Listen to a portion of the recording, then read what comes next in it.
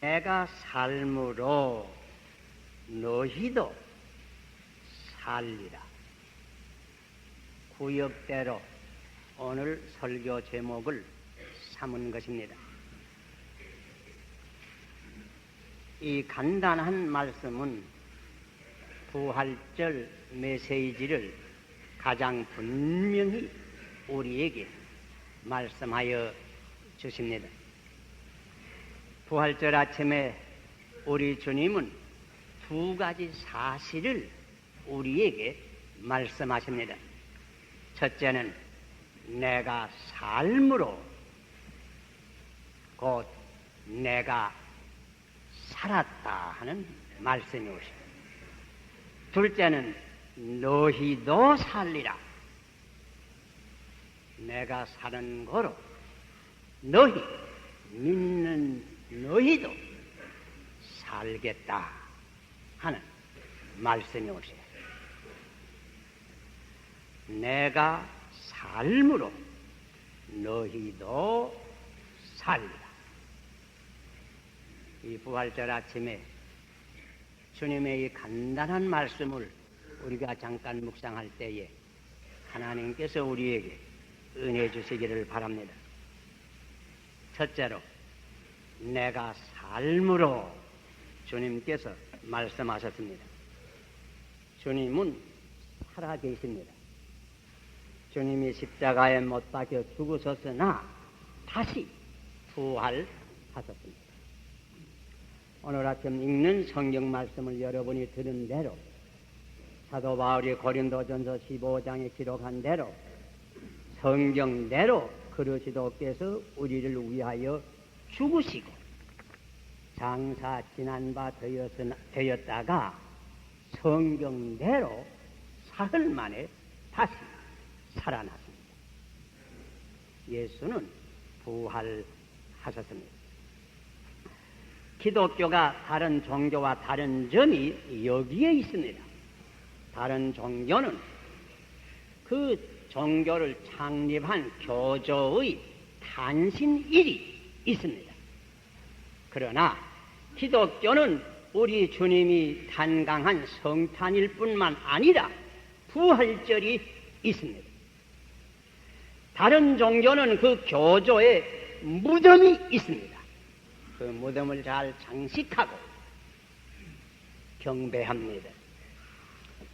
우리 기독교에도 무덤이 있기는 있습니다. 그러나 그것은 열린 무덤이 옳시다. 빈 무덤이 옳시다. 여러분 성지에 가보세요. 저는 가보았습니다. 빈 무덤뿐입니다. 왜? 예수님께서는 죽은 가운데서 부활하셔서 그 무덤에 계시지 않습니다. 그러므로 기독교를 부활의 종교라고 하는 것입니다. 만일 예수님께서 부활하지 아니하셨다고 하면 이 세상에 기독교란 존재하지 않을 것입니다. 없을 것입니다. 왜? 여러분 그때의 형편을 복음을 읽어서 잘 아십니다.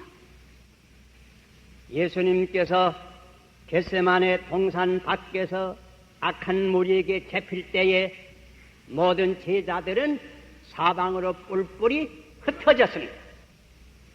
오직 베드로 하나만이 멀리 예수의 뒤를 따라가다가 대제사장 아문 뜰까지 들어가기는 들어갔습니다. 그러나 그곳에서 불행히 대제사장의 계집종을 만나서 내가 갈릴리 사람이 아니냐 물을 때에 겁에 질려 모른다고 말했습니다. 그것도 3번씩 모르라고 부인을 했습니다. 그리고는 밖으로 나와버렸습니다. 예수님께서 십자가에 못 박히신 후에는 제자들은 무서워서 어떤 겁에 질려서 어떤 방에 모여서 문을 굳게 닫고 있은 모양입니다. 두어 제자는 멀리 촌으로 피해 가기도 하던 모양입니다. 다시 말하면 제자들과 예수를 따른 모든 무리들은 낙심천만이었습니다. 혼비백산의 참혹한 상태이었던 것입니다. 이러하던 제자들이 어떻게 새로운 용기를 얻었는가? 예수를 못 받은 원수들이 들끓는 예루살렘 속에서 새롭게 복음을 전파했는가? 예수님의 부활을 증거할 수가 있었는가? 어디서 이 용기가 회복되겠는가? 거기에 대한 설명은 오직 하나밖에 없습니다. 그들은 부활한 예수를 만난 까닭입니다. 사도 바울이 고린도전서 15장에 기록한 대로 게바에게 그는 나타나 보였습니다. 그 후 12 제자에게도 나타나 보였습니다. 500여 신도에게 일시에 나타나 보였습니다. 그런데 그 편지를 쓰는 그때까지 태반이 살아있다고 하였습니다. 예수님을 본 이들의 태반이 살아있었습니다. 그러시도는 확실히 죽은 가운데서 부활하셨습니다. 의심하지 맙시다. 기독교와 교회 자체의 존재가 예수님의 부활을 증명하는 것입니다. 그뿐 아닙니다. 안식일이 어떻게 변해서 주일이 됐습니까? 제자들은 다 유대 사람들이 올시다. 그들은 오래 구약법대로 살았습니다. 10가지 계명대로 언제나 일회 중 마지막 날인 토요일을 안식일로 지키며 성전에 모여서 하나님께 예배를 드렸습니다. 그러던 이들이 어떻게 일회 중 첫날인 일요일에 모여서 하나님께 예배를 드리기 시작했습니까? 그 대답도 하나밖에 없습니다. 예수님께서 일회 중 첫날, 다시 말하면 오늘 일요일이라고 부르는 일요일에 부활한 까닭입니다. 그래서 일회 중 첫날을 주일이라고, 주의 날이라고 부르게끔 되었습니다. 오늘도 이 주일, 일회 중 첫날, 우리가 이 자리에 모여 예배를 드립니다. 이 주일 자체가 예수님의 부활을 증명하는 것입니다. 그러시도는 확실히 부활하셨습니다. 의심하지 맙시다. 여기 신구약 성경이 있습니다. 이 신구약 성경은 구약과 신약 두 부분으로 나눠입니다. 신약은 구약보다 양은 적습니다. 그러나 여러분 잘 아십니다. 이 성경의 중심은 신약입니다. 기독교의 중심 진리가 신약에 있습니다. 그래서 우리가 신약을 사실은 구약보다 더 자주 읽는 것입니다. 이 신약이 우리에게 가르쳐 주시는 중심 진리는 그리스도께서 부활하셨다고 가르쳐 주는 것입니다. 만일 예수님께서 죽은 가운데서 부활하지 아니하셨던들 신약은 씌우지 않았을 겁니다. 다시 말하면 이 신약전서 자체가 예수님의 부활을 우리에게 증명해 줍니다.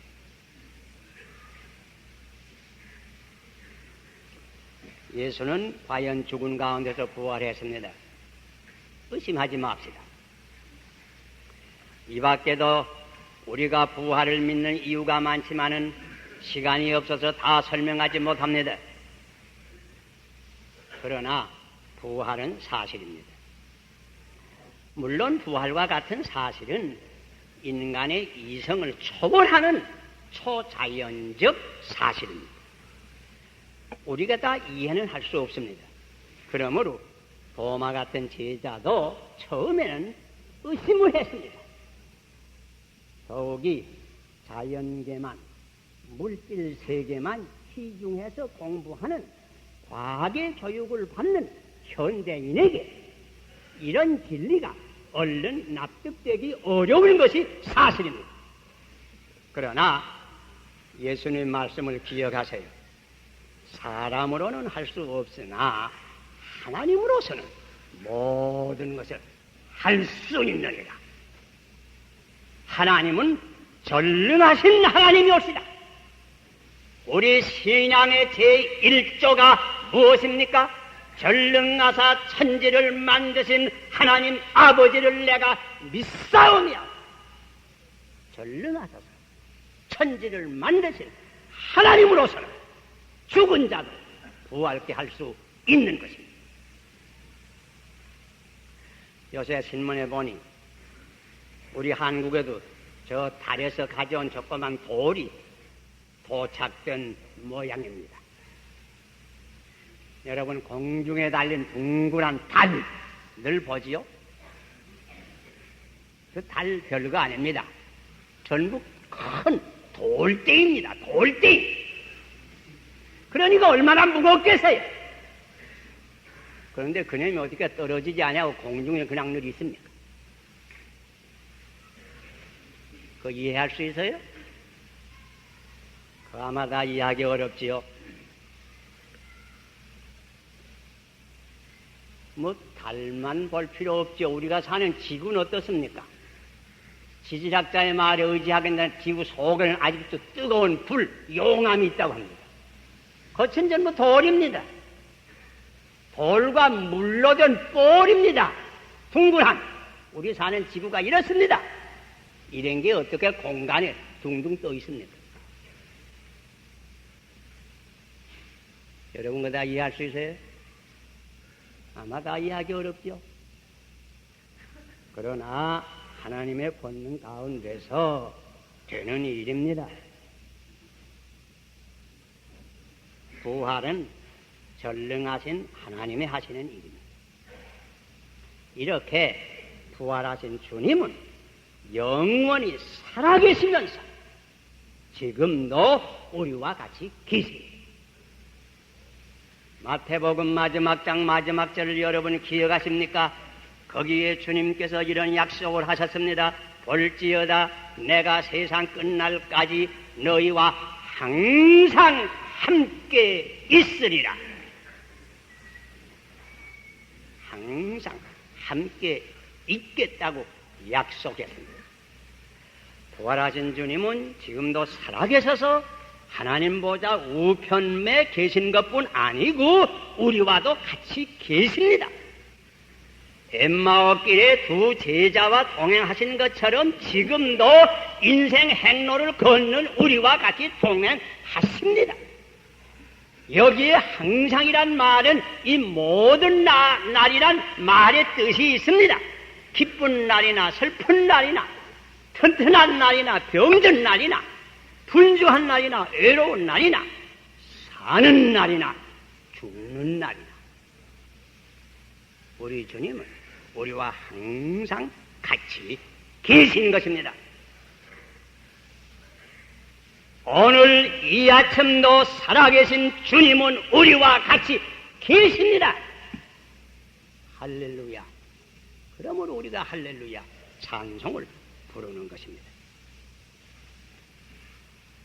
이 부활절 아침에 주님의 첫 마디 말씀을 기억하세요. 내가 삶으로 내가 살았다. 내가 영원히 살았다. 영원히 너희들과 같이. 자, 그 다음에 둘째 마디를 우리 잠깐 생각하시죠. 너희도 살리라. 내가 삶으로 믿는 너희도 살리라. 말씀하십니다. 너희도 부활하리라. 너희도 영원히 살리라. 요한복음 욥기 14장 14절에 사람이 죽으면 다시 살릴까 하는 구절이 있습니다.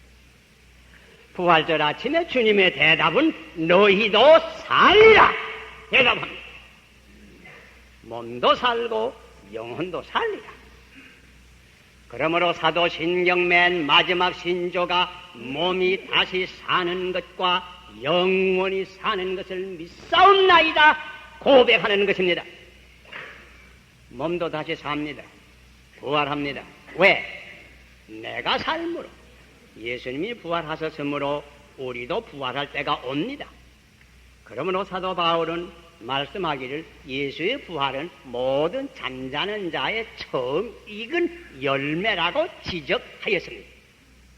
예수님도 분명히 요한복음 5장 28절에 이렇게 말씀하셨습니다. 이를 기이 여기지 말라.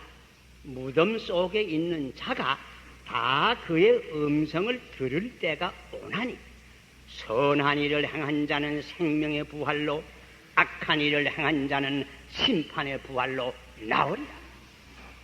사도 바울은 고린도전서 15장 51절에 보라 내가 너희에게 비밀을 말하노니 우리가 다 잠잘 것이 아니요 늘 죽어 있을 것이 아니요 그 뜻입니다.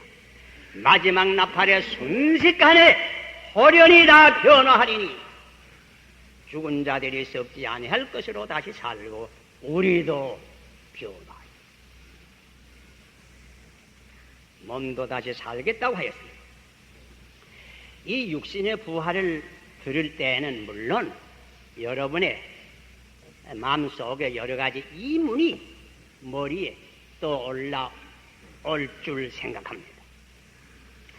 어떻게 하면 그런 일이 있을 수 있겠나? 사람이 죽은 지 몇천 년 지내면 뼈도 없어지는데 어떻게? 화장한 사람은 어떻게 돼가나? 여러 가지로 문제가 일어날 겁니다. 그러나 그런 염려 과해하지 마세요. 여러분 모태에 있는 한 달 된 아기 모습을 본 이가 계십니까? 저는 본 일이 있습니다. 미국 어떤 병원에서 한 달 된 아기를 끄집어내서 병에 내둔 거 보았어요. 그거 한심합니다. 눈이 있습니까? 코가 있습니까? 자, 그런 핏덩어리가 어떻게 발육이 되어서 똑똑한 이목구비가 있는 사람이 됩니까? 미안한 말이지만 여기 앉은 여러분도 다 그런 때가 한 번 있어서요. 그거 우리 다 이해할 수 있어요? 이해하지 못합니다. 어떻게 그런 일이 생깁니까? 그래서 한마디로 말해서 신비합니다. 하나님의 권능이 우리 몸을 현재의 이 몸도 이루어 주시는 것 뿐입니다. 그래서 부활이 없다는 그 사두개 교인들이 한번 예수님께 나와서 우스꽝스러운 질문을 한 적이 있지 않습니까? 어떤 여인이 늙은 남자와 살다가 죽었는데 부활할 때는 그 네 남자의 아내가 됩니까? 예수님께서 그 말씀을 대답하면서 마지막 마디가 뭔지 압니까? 너희가 성경도 모르고 하나님의 권능도 모르므로 크게 오해하였도다. 성경도 모르고 하나님의 권능도 몰라서 이런 생각이 일어난다. 하나님께는 모든 것이 가능합니다. 적은 꽃씨가 어떻게 변해서 저렇게 아름다운 꽃이 됩니까? 그것도 다 이해하기 어렵습니다. 신비합니다. 제가 어제 기도원에 가서 연못가에 잠깐 섰는데 보니까 노랑나무 둘이 날아옵니다. 사람은 춥다고 해도 벌써 봄이 된 게 분명해요. 노랑나무 둘이 날아온다. 그 가만 볼 때 그 추한 벌레가 어떻게 변해서 저런 아름다운 나비가 되었을까? 그것도 다 이해할 수 없어요. 그 신기한 일입니다. 그저 하나님의 권능 가운데 되는 일입니다. 다시 말하면 하나님의 권능과 사랑은 우리 인간의 영혼뿐 아니고 육신까지 곧 인격 전체를 구원하실 때가 올 게라 하는 그 말이에요. 그러나 너희도 살리라 하는 말은 이 다음 육신 부활까지 기다려서 살리라 하는 말은 아닙니다. 지금부터 살리라 하는 말입니다. 지금부터 영원히 살리라 하는 말입니다. 요한복음 3장 16절 여러분 다 기억하지요? 하나님이 세상을 이처럼 사랑하사 독생자를 주셨으니 누구든지 저를 믿으면 멸망하지 아니하고 영생을 얻으리라. 이 다음에 영생을 얻겠다고 하는 말이 아닙니다. 믿는 즉시로 영생을 얻으리라. 지금 얻겠다는 말입니다. 영생의 뜻을 확실히 파악하셔야 됩니다. 물론 영생의 뜻은 글자 뜻대로 길이 산다고 하는 시간적 의미가 있습니다. 그러나 그것만은 아닙니다. 이 우주에 영원히 사는 이는 오직 하나님 한 분뿐입니다. 곧 영생은 하나님의 생명이란 뜻입니다. 길이 살 뿐더러 하나님의 생명, 곧 참 생명을 얻는다고 하는 뜻입니다. 그러므로 이 영생은 죽은 후에 시작되는 것이 아니고 살아서 믿는 그때부터 시작이 됩니다. 참으로 회개하고 예수를 믿어서 성령으로 거듭나는 사람은 그때부터 영생을 이미 얻은 것입니다. 그런 거로 이런 이에게는 실상 죽음은 없습니다. 그러므로 주님도 말씀하시기를 내가 진실로 너희에게 이르노니 내 말을 듣고 나 보내신 이를 믿는 자는 영생을 얻었고 과금 얻었고 심판에 이르지 아니하리니 하나님 사망에서 생명으로 옮겼느니라. 그 과금 벌써 옮겼습니다. 그러므로 예수님 또 말씀하시기를 나는 부활이요 생명이니 나를 믿는 자는 죽어도 살겠고 참으로 살겠고 살아서 믿는 사람은 영원히 죽지 아니하니라. 영생을 얻었단 말입니다. 이 영생을 얻은 이는 사실 죽음이 관계없습니다. 죽음이란 모든 인간 관계는 끊으나 하나님과의 관계는 끊을 수 없습니다. 하나님 앞에는 언제나 우리가 살아있습니다.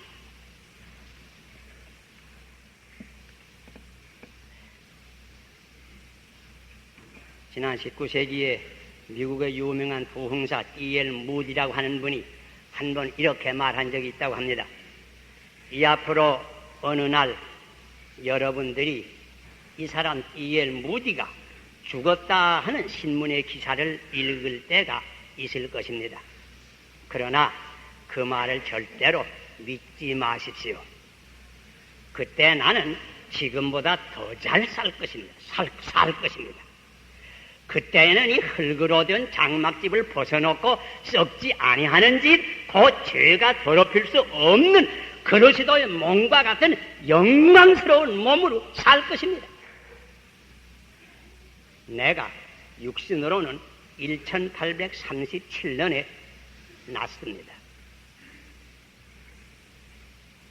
그러나 성령으로는 1856년에 새로 났습니다. 육신으로 난 것은 아마 죽겠지요. 그러나 성령으로 난 것은 영원히 사는 것입니다. 미안한 말이지만은 여기서 말하는 이 한 목사도 이미 천한 나이 70에 가까웠으니 아마 오래지 아니해서 한 목사 죽었다 하는 소문 아마 여러분 들을 거예요. 미리 말합니다. 그런 말 조금도 믿지 마세요. 나는 그때야말로 주님과 같이 더욱 빛나게 영원히 살 것입니다. 지난 부활주일을 같이 이 자리에서 예배를 드리니 가운데 100명이 훨씬 넘는 분이 지나간 1년 동안에 세상을 떠났습니다.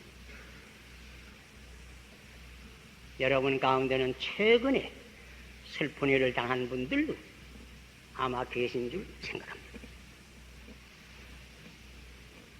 여러분이 부활절 아침에 주님의 말씀을 분명히 들으세요. 내가 삶으로 너희도 살리라. 그들이 살아있습니다. 위로 받으시기를 바랍니다. 인간 일생에 중요한 일들이 많이 있지만 가장 중요한 일은 두 가지밖에 없습니다.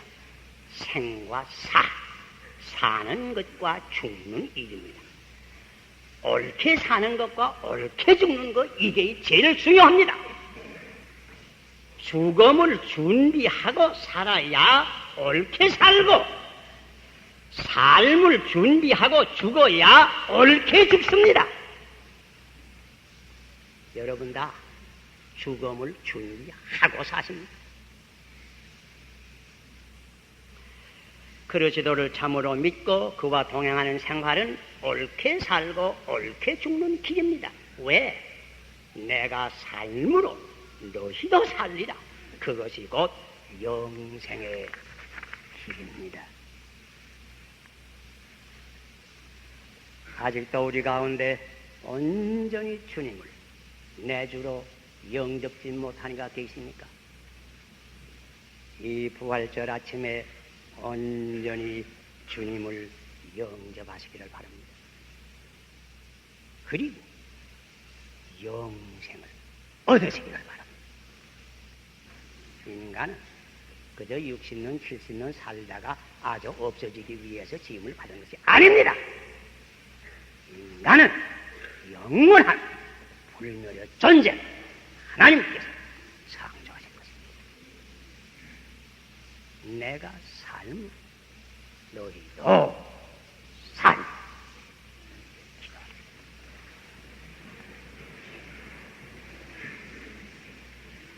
아버지시여, 감사와 찬송을 드리옵나이다.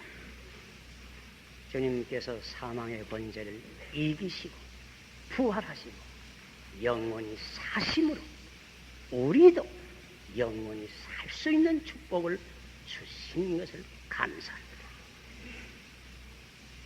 우리가 잠깐 동안 이 세상 사는 동안이지만 이 영원한 생명의 길을 걸을 수 있는 아버지의 자녀들이 다 되게 하여 주시옵소서. 예수님 이름으로 기도하옵나이다.